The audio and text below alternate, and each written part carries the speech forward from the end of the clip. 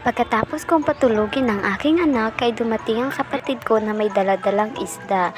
Nagugutom daw siya kaya naman napagdesisyonan kong lutuin ito. Luto ko ito sa isang mabilisang paraan. Prinito ko yung ibang isda at yung iba naman ay dadalhin ko sa bahay. Dito kasi kami tumatambay sa bahay ng aking ate kasi dito ay hindi mainit at presko yung hangin. Di tulad ng bahay namin dun ay sobrang init talaga. Pinirito ko yung kalahati ng isda na dala ng aking kamatin kasi daw nagugutom na siya. Ikaw ba naman makipagsiksikan sa mga mangingisda ay talagang gugutumin ka?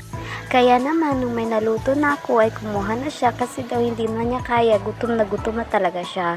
Hinayaan ko na lang kasi nga alas 3 na ng hapon at wala pa siyang tanghalian. Naawa kasi ako sa mukha niya kasi daw gutom na daw siya. Pagkarating niya kasi ayun ang una niyang sinabi.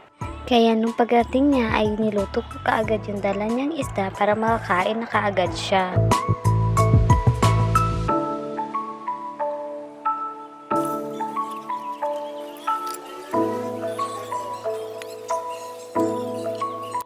Ito na pala ang niluto kong pirinitong isda.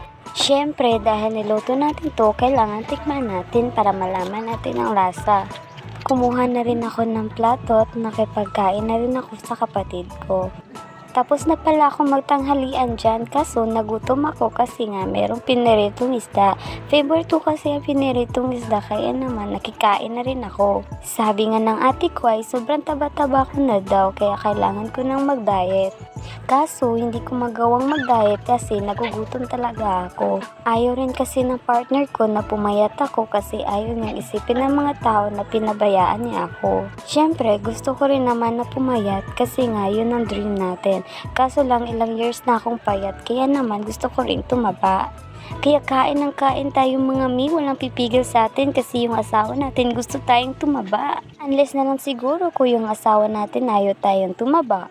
So iba sa part ko yung asawa ko gusto niya tumaba ako kasi daw mag-chubby daw akong tingnan. Kaya hinahayaan ko na lang sila na nagsasabi na tumaba daw ako at pangit daw akong tingnan. Hinahayaan ko na lang na sinasabihan nila ako na tumaba ako kasi yung asawa ko maganda daw ako pag mataba ako. Wala silang magagawa kasi yung asawa ko nagagandahan sa akin at sa asawa ko lang naman ako nagpapaganda. That's it for today's video.